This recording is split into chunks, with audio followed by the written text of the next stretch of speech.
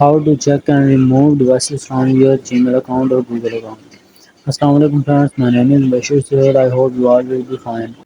Today in this video I will tell you how to check and remove devices from your Google account. So let's start. So friends, first open Google or any other browser. Here first you should log in your Google account. In right side you will find your first letter of your Google account. Tap on manage your Google account.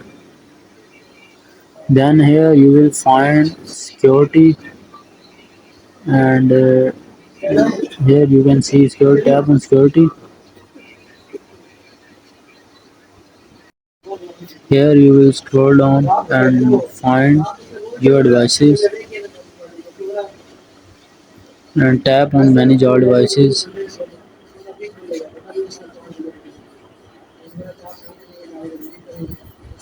Here you will find all devices which is connected with your Gmail. Tap on that device which you want to remove and tap on sign out. Your account will be signed out from that device and tap on OK. Here you can remove all the devices which you want to remove from your Google account. So I will remove 2 to 3 devices from my Google account. Here you can see I am removing devices from my Google account. So friends, take care of you and your family. Allah Hafiz.